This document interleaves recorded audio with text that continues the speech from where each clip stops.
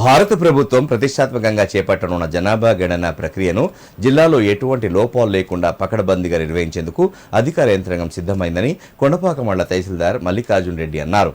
మొదటి దశలో గృహాల జాబితా, గృహ వసతుల గణనపై, జనగణన డేటా సేకరణపై అధికారులు పూర్తి అవగాహన పెంచుకోవాలని పిలుపునిచ్చారు. సిద్దిపేట జిల్లా కొండపాక మండలం దుద్దడలో జనాభా గణనపై ఎన్యూమరేటర్లు, సూపర్వైజర్లకు నిర్వహిస్తున్న శిక్షణ తరగతులను తహసీల్దార్ మల్లికార్జున్ రెడ్డి ప్రారంభించారు. ఈ సందర్భంగా మాట్లాడిన ఆయన ఈ శిక్షణ తరగతులలో field trainers CH Vijayender Reddy, N రామకృష్ణలు శిక్షణ ఇస్తున్నట్లు తెలిపారు.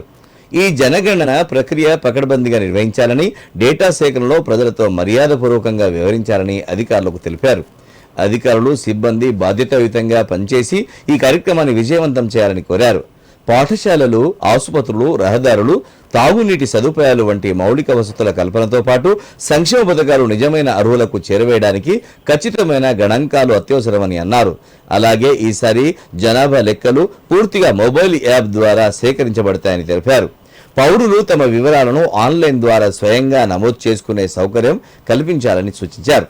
ప్రతి ఎన్యూమరేటర్ తనకు కేటాయించిన లాగిన్ వివరాలతో యాప్ను సక్రమంగా నిర్వహించడం, డేటా ఎంట్రీ సర్వర్కు లింక్ చేయడం నేర్చుకోవాలన్నారు.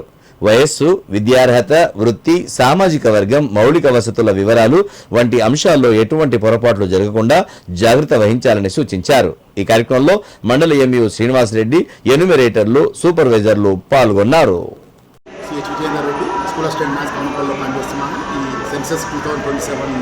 ఎన్యూమరేటర్, సూపర్వైజర్ శిక్షణ ఇవ్వడానికి ఫీల్డ్ ట్రైనర్గా సెలెక్ట్ అయ్యి కొండపాక మండలంలో ఫస్ట్ ఫేజ్ కార్యక్రమం. ఫస్ట్ ఫేజ్ అంటే హౌస్ లిస్టింగ్, హౌసింగ్ సెన్సెస్. రెండవ ఫేజ్ మార్చ్ 2027లో ఉంటుంది, అది పాపులేషన్ ఎన్యూమరేషన్స్. మొదటి దానిలో భాగంగా ఈ నెల మే 11న ఇది స్టార్ట్ అవుతూ జూన్ 9 వరకు కూడా మరి ప్రతి ఎన్యూమరేటర్ కావచ్చు, సూపర్వైజర్ కావచ్చు, తనకు కేటాయించబడినటువంటి యొక్క విలేజ్లో బ్లాక్ వెళ్ళి కూడా మరి సమాచారాన్ని సేకరించాల్సినటువంటి అవసరం ఉంటుంది. ముఖ్యంగా ఇళ్ల జాబితా, ఇళ్ల గణన ఈ ఫస్ట్ ఫేజ్లో ఉంటుంది. రెండవ ఫేజ్ మార్చి 2020లో మాత్రము జనాభా గణన చేయాల్సి ఉంటుంది, పాపులేషన్ గణన చేయాల్సి ఉంటుంది. కాబట్టి దీని శిక్షణలో భాగంగా సూపర్ ఎన్యూమరేటర్లకు కూడా ఈ రోజు మేము శిక్షణ కార్యక్రమం ఇస్తున్నాం. ఖచ్చితంగా వాళ్ళు ఇంటింటికి వెళ్ళి దాదాపుగా 34 కాలమ్స్కి సంబంధించినటువంటి దాన్ని మొట్టమొదటిగా, అంటే గత సెన్సస్లో కాకుండా ఈ సెన్సస్లో ఒక ప్రత్యేకమైతే ఉందంటే ఇంతకుముందేమో మనం హార్డ్ కాపీస్ అంటే పేపర్ మీద తయారు చేసే వాళ్ళం, కానీ స్వాతంత్రం వచ్చిన తర్వాత ఈ 8వ ఎన్యూమరేషన్లో మాత్రము ఒక యాప్ను, హెచ్ఎల్ఓ యాప్ను ఉపయోగించి మాత్రమే ఈ హౌస్ లిస్టింగ్ మరియు హౌసింగ్ సెన్సస్ కార్యక్రమాన్ని చేపడుతున్నాం. కాబట్టి దానిలో భాగంగా ఎన్యూమరేటర్కి, సూపర్వైజర్లకు కూడా యాప్ను ఏ విధంగా ఉపయోగించాలి, యాప్లో ఉండేటువంటి 34 కాలమ్స్ కూడా ఏ విధంగా పూర్తి చేయాలి, ఎలాంటి ప్రశ్నలు ఉంటాయి, ఆ ప్రశ్నల మీద కూడా వాళ్ళకి శిక్షణ ఇవ్వడం జరుగుతుంది. రేపు శిక్షణ పొందిన తర్వాత కూడా ప్రతి ఎన్యూమరేటర్ కూడా ఇంటింటికి వెళ్ళడం జరుగుతుంది. సూపర్వైజర్ కిందనేమో 6 ఎన్యూమరేటర్లు ఉంటారు, వారిని పర్యవేక్షించాల్సి ఉంటుంది. కాబట్టి ఆ 34 కాలమ్స్ను కూడా దాదాపుగా 1 నుంచి 16 కాలమ్స్ కుటుంబం యొక్క ఇల్లు ఎలా విధంగా ఉంటుంది, ఇంటి యొక్క పరిస్థితి ఏంటి, ఇంటిలో ఎంత జనాభా ఉందన్న కాలమ్స్ తీసుకోవడం జరుగుతుంది.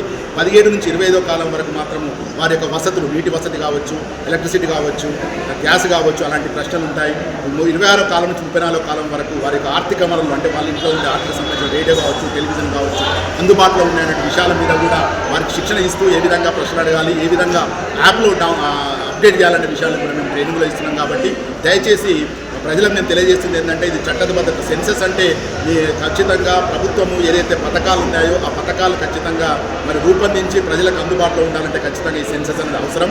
అదేవిధంగా ఎమ్మెల్యే సీట్లు కానీ, ఎంపీ సీట్లు జనాభా పథకాలను పెంచడం జరుగుతుంది. కాబట్టి దానికి కూడా అవసరం తప్ప దీని ద్వారా మీకు ఉండేటువంటి ఏమైనా ఆర్థిక వనరులు ఉంటే మీరు ఖచ్చితంగా సరైన సమాచారాన్ని ఇవ్వండి. ప్రభుత్వం సరైన సమాచారం ఇస్తే ప్రభుత్వం కూడా సరైన పథకాలను రూపొందించి మీ అభివృద్ధి తోడ్పడుతుంది. కాబట్టి దయచేసి సూపర్వైజర్స్, ఎన్యూమరేటర్ మీ ఇంటికి వచ్చినప్పుడు మాత్రం వాళ్ళు అడిగిన ప్రశ్నలకు సమాధానం చెప్తూ దీనికి అందరూ కూడా సహకరించాలని చెప్పి.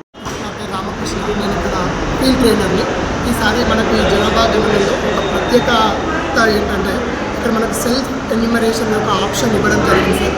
ఈ సెల్ఫ్ ఎన్యూమరేషన్ ద్వారా ప్రజలందరూ కూడా వాళ్ళు స్వీయంగా, సొంతంగా వాళ్ళు ఆ ఎన్యూమరేషన్లో పాల్గొనవచ్చు. వాళ్ళ వివరాలను ఎన్యూమరేటర్పై ఆధారపడకుండా వాళ్ళు సొంతంగా మనకు ఇక్కడ ఒక పోర్టల్ ఇవ్వడం జరుగుతుంది సార్, సెల్ఫ్ ఎన్యూమరేషన్ పోర్టల్. దాని ద్వారా వాళ్ళు అప్లోడ్ చేసుకోవచ్చు. ఈ కార్యక్రమంలో ప్రజలందరూ పెద్ద ఎత్తున పాల్గొనవలసిందిగా కోరుచున్నాం. అదేవిధంగా ప్రజాప్రతినిధులు కానీ, ఇక్కడ ఉన్నటువంటి అధికారులు కానీ పెద్ద ఎత్తున ప్రజల్లో అవగాహన తీసుకొని వచ్చి సెల్ఫ్ ఎన్యూమరేషన్లో పాల్గొనే విధంగా చేయవలసిందిగా